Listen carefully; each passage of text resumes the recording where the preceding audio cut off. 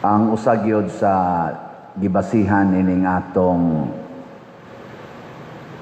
dugma nga si Maria Rayna sa langit ug sa yuta mao usab ang dugma sa pagpasaka niya ngadto sa langit, lawas ug kalag, Assumption. Kano sa atong pista sa Assumption? Oy, wa man sa demo maghunahuna. Agosto 15. Walo ka adlaw pang niagi, nalimot na mo, wa mo manimba no. Sunod ha, kung wa mo kasimba o kung buhi pa mo sunod tuig, ay ginagsipyata ka ng pagsaka ngadto sa langit ni Maria, lawas o kalag. Kaya nga naman, ato gud siyang inahan niya kung magsunod taniyab, saka sa tangadto sa langit. Giling niya imong tupad, ina gusto ka mo saka sa langit o adto sa impierno. Pangutan na ba? Sa may inyong gusto, langit o impierno? Kinsay gusto mo adtog langit, sa kamot. Ang di mo isa, adito sa impierno. Sige na. Unsa man na inyong kamot, mga paralyzed na mo? Uban, di man mo isa. Ang sunod nga hinungdan, nganong si Maria, or dili sa dingong hinungdan nganong si Maria nakasakas langit kay kauban raman ni siya. Ang hinungdan nganong si Maria gipasaka gis langit, lawas ug kalag tungod kay ang gahom sa Ginoo naglihok diha niya freely ba kanang gawasnon nga mulihok ang gahom sa Ginoo diha sa lawas ug kalag ni Maria. Gilingian sa dimong tupad ingna kinsang gahom ang nagsigig lihok ni moron. Na kinsa mang gahom ang naglihok di animo. Kung imo na nang kuluran imong buhok, kinsa ka nang gahom ang nakapausab sa color sa imong buhok? Gahom sa Ginoo o gahom kung imo na nang kiskison imong kilay nga imo na lang badlisan, kinsa ka nang gahom ang nagbag-o niya ng imong kilay? Ang gahom sa Ginoo? Imo na nang gipaputi ang imong naong bisag lagom-lagom na ang original. Kinsa ka nang gahom? Ang imong ngabil nindot na kayong pagkapintal bisag sa una lusparon gina nya karon nindot na kayo. Kinsa man ang gahom? Mao na, i-check ba? I-check. Kanang imong balay, ni dako na kaayo, kinsa ka nang gahom? Gahom nas Ginoo o gahom nas malita? Kining baha ron nga purtig yung baha, iniguan, baha dayon, Luzon, Visayas, Mindanao, purtig yung baha. Kinsa ka nang gahom? Gahom nas Ginoo o gahom na sa korupsyon? Kinirong mga batanon nga mupatay sa ilang isig ka batanon, magdaan ng mga armas, mga estudyante, mamusil agdritso sa ilang isig ka estudyante. Kinsa ka nang gahom ang nagmando nila? Gahom nas Ginoo? May kay mong muhukom. Kanang mga ginikanan nga magsigig pamalikas, sigig yaw-yaw, sigig pamunog sa mga anak, kinsa ka nang gahom ang naglihok diha nila? Gahom sa Ginoo? Kini nga atong mga opisyalis sa gobyerno nga magsigig pangawat sa atong budget, na karon na nasay budget para 2027, 7.2 trillion. Sa una 6.5 man siguro to. 6.4 ba to? Trillion. Karon na sang 2027, 7.2 trillion. Kanang ilang pagsigig pangawat anang budget nato, anang atong income sa nasod, kinsa ka nang gahom? Nya di ra bagid sila masakpan, kinsa ka nang gahom? Mao na kun ang gahom sa Ginoo dili maglihok din hinato, ang gahom sa yawa maoy naglihok. Kanang mga batanon nga purti na yung pagka-addict sa social media, sa cellphone, sa TikTok, computer games, kinsa ka nang gahom ang nagtudlo nila? Nga di naman sila mga tuog hapit. Mao na pasalamat ta kaya nga to rong mga batanon, mga 600 plus or mga around 700 ka mga batanon, naghimo ron sila silang Paris Youth Day, second day karon, nisuway sila encounter sa Ginoo. Hinaoton ta ma-impress sila sa pagpalihok sa gahom sa Ginoo. Kay kinirong atong mga batanon nga mga inahan o amahan, mga way kasal, naghimo nagbata. Nya katawanan kaayo kay naghimo silang bata samtang wa pa sila'y kasal. Nya human dayon makaanak nagkaduha, tulo, una pa magpakasal. Nya ighuman kasal, di na maghimog bata. Kinsa ka nang gahom gatudlo nila na nga kung kanusa ka nakadawat sa lisensya paghimog bata, di na hinuon mo himog bata. Nya kadto nung wa pay lisensya paghimog bata, naghimo na. Kinsa ka nang gahom gatudlo nila na. Mao na ngano man nga ang gahom sa Ginoo gawas nun man kaing galihok diha sa kinabuhi ni Maria. Ngano man mao bitaw ng ingon ko kay way sala. Freely ba? Freely. Kay kanang sala mo manay hindrance sa paglihok sa gahom sa Ginoo sa ato. Kay ang sala gahom man na siyawa. So kung natay sala ang naglihok nato gahom siyawa, nya inigsod sa gahom sa Ginoo panagsa sama nang musimba ka, karon simba man ka. So nisod ang gahom sa Ginoo diha nimo. Unya inighumas misa kinsa naman sang gahom ang mulihok. Ana ba? Karon ang ato mga batanon ga PYD. Tingali galihok diha nila rong gahom sa Ginoo. Nya inighuman aning PYD kutubra man ni karong Domingo alas 4 ka adlawon magmisa ta dire. Oy magkuanday ko magimbitar ko ninyo kinsa ninyo ganahan mo simbag alas 4 ka adlawon suportahan nato ato mga batanon. Tanawang ilang mga naong iniga human silang PYD ug unsa silang naong ha. Nya wala sa ninyo pagda sa tingali mo ipakaon nila. No, kamo mga ginikanan ba, panimbasan mo alas 4 ka adlawon. Nya, kamo ba kita mga dagko-dagko, nya human, ato silang dadaan og pagkaon. Kay hilig mo gina silang kaon, labi nagkuwang na sila stog, pinahan kay na sila mukaon. Ang pagdamog mga biskwit, mga, unsa may mga hilig sa mga batanon. Milk tea. Nana ha? Karon ng Domingo, special mass na nato. Munay ang una natong misa karong Domingo alas 4 ka adlawon. Pero nagyapon tong alas 6 hangtod sa gabi. So mga igsoon, ngano man nga si Maria nahimo magyud siyang rayna sa langit ug yuta, lawas ug kalag tuwa magyud sa langit tungod kay nagpakasulugoon siya sa pulong sa Dios.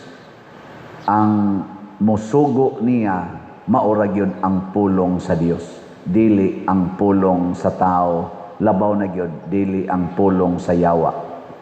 Sulugoon siya sa pulong sa Dios na iyang gi-declare dire.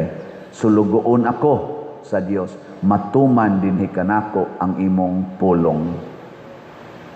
Hilingya imong tupad ning na magpasugo ka sa pulong sa Dios.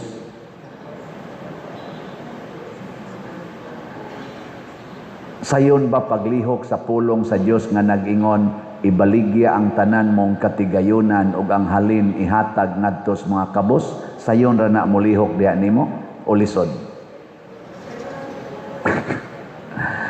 Kanang pulong sa Dios nga nag-ingon nga higugmaa ang imong kaaway ug pasaylua lang siyag kapituan kapito, sayon ra na mulihok diha nimo o lisod.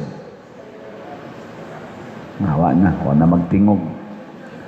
Kanina lang, sumpay manis pulong sa Ginoo. Moingon ang pulong sa Ginoo, pamalit mo raffle ticket og slot karong simanaha, bisag usa lang.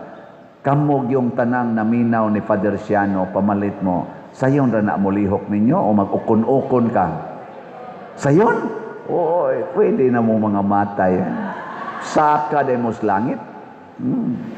Pero kamong nag-ukon-ukon, mo ingon, di sa tingali, akong pagkaon, ang akong kuan, namiligro pa mo. Si Maria, pagkahibaw gid niya nga pulong sa Dios, bisag guwa siya, bisag gaduda siya, unsao man pagkahimo na mamabdos kung wa man ko hilabtig laki, niingon sa dayon ang anghel, mukunsad nimo ang Espiritu Santo, magpabilin ang gahom sa Dios diha kanimo. Pagkahibaw yung Maria nga sa Ginoo dayni, diretso dayo wa nay daghang analisis. Nya kaning akong gibaligya aron nga raffle ticket para sa ato mga projects dinhi o kaning ato mga slots na KPS, BP. Sa inyong paminaw, sugo ka nis Ginoo o sugo ra ning Padersiano? Nay uban ingon sugo ang Padersiano, ang uban sa din sugo sa Ginoo. Uy, ako ani nga nagsulti ninyo, mura ra kog si Anghel Gabriel. Si Anghel Gabriel, igo ra siyang nagsulti ni Maria sa pulong sa Ginoo. Dili to pulong ni Anghel Gabriel. Mao bitaw tong pagdawat ni Maria sa pulong sa Ginoo, nawa ang anghel. Ngano man, kay ang pulong mas Ginoo mao na may nipuyo ni Maria, di nawa ng anghel. Kung mo palit na mo, hutdo na ninyo palit ang atong raffle ticket o ang atong slot, mawa na nas Padersiano, din anak magtabi. Pero samtang dili pa na ninyo dawaton o dili pa hutdon, magsigi gidang tabi, kay gisugo ra manas Ginoo.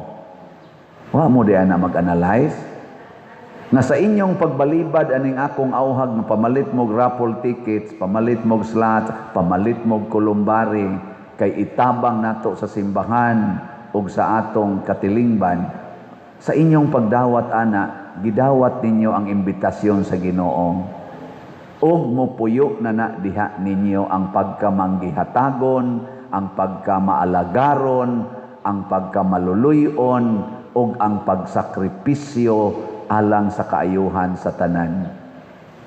Ayaw na mo pagpagahi sa inyong ulo, ha? Pila maroy ato dinhing halin sa atong raffle tickets.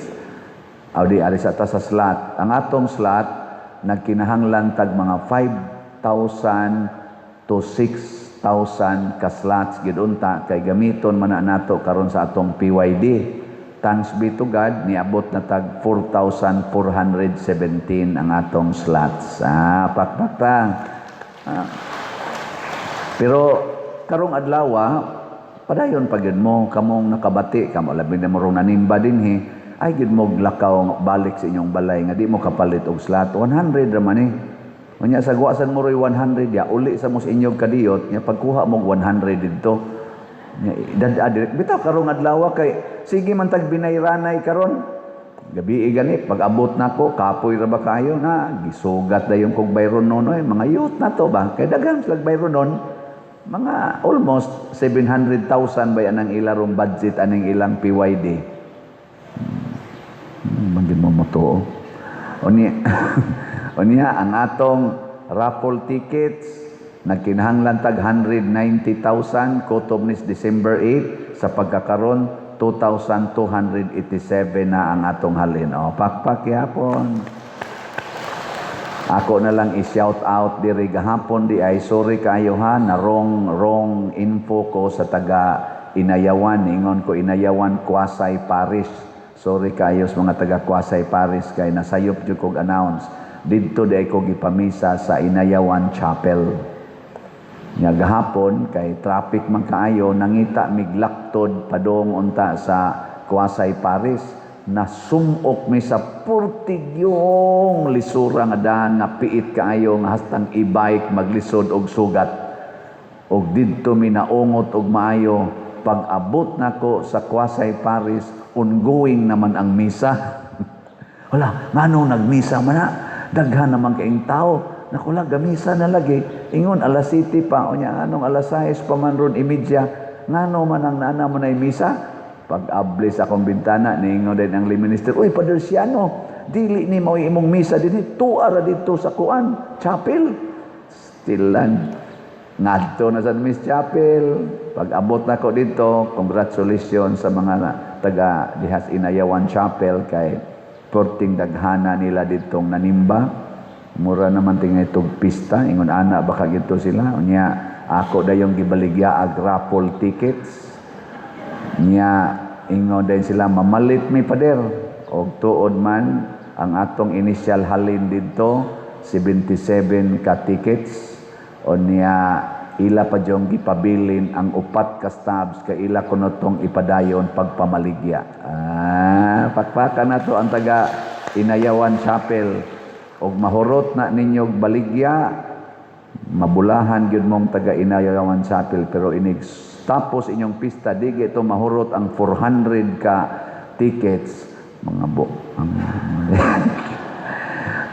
hot dato ninyo kada adlaw malit mo diha. So salamat kay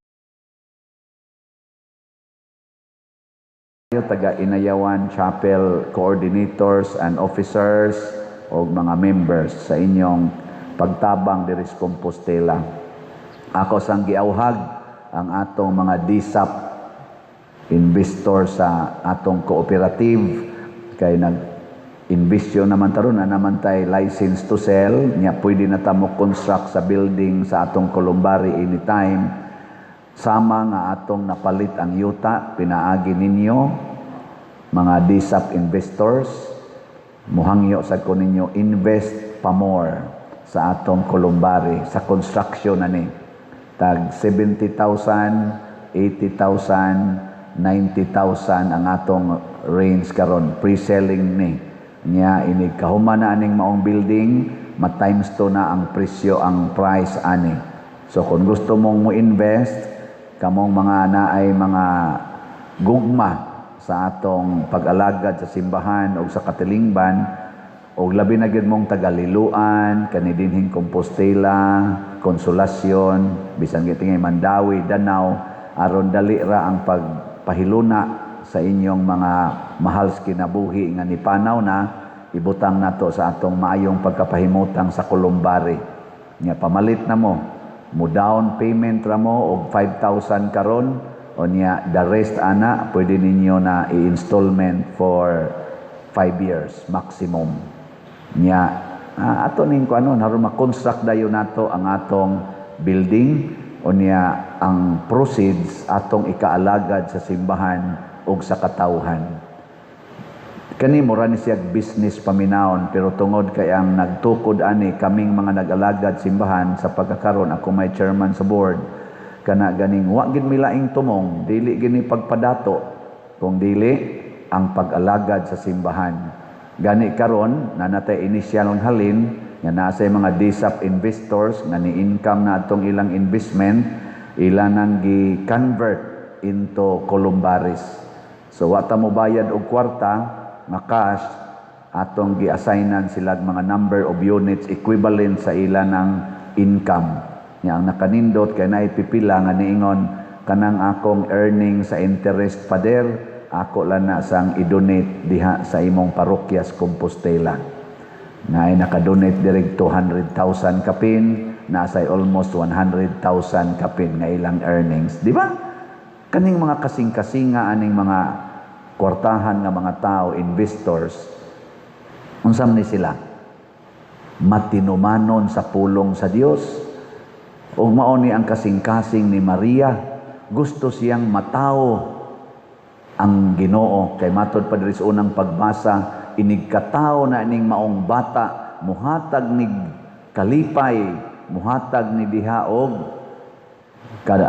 kausaban kanindot sa inyong katilingban. Ang nag-ilaid sa kalisod, mahawas na. Ang nagsigig gubat, magkahiusa na. Ang naas kangit-ngit, mahayaga na. Kung matukod na gini finally ang atong Columbari, ug mo progress na ning atong subpilisco, kaning atong cooperative,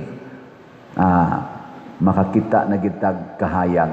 Muna kamong naipagbati sa akong mission isipare, invest mo.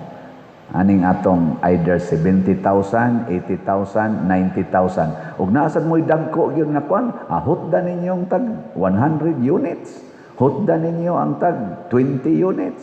Ana, aron makatabang kitag maayo. Unya kana ganing Unsa may buhaton ninyo kung mo invest, kontaka lang ning atong mga kani-ganing staff, admin staff sa Subpilisco na sa tong screen. Mga igsoon, ang kwarta gibuo nas Ginoo sa kalibutan. Gani ang atong nasod trillions ang kwarta.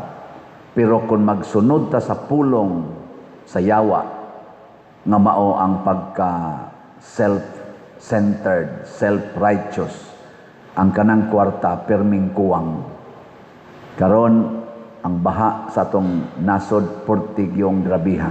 Pero ang budget nga gipagawas na para sa flood control, labi na gyud karong tuiga, karon nga term sa atong gobyerno, trillions ang gipagawas na gikan atong 2022 hangtod karon, trillions na ang budget nga gipagawas para sa flood control lang.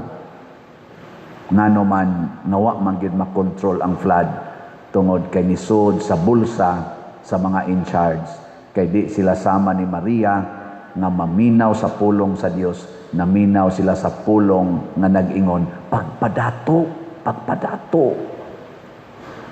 Sagdi lang na sila, kausara ta mo agi aning kalibutan, enjoy life.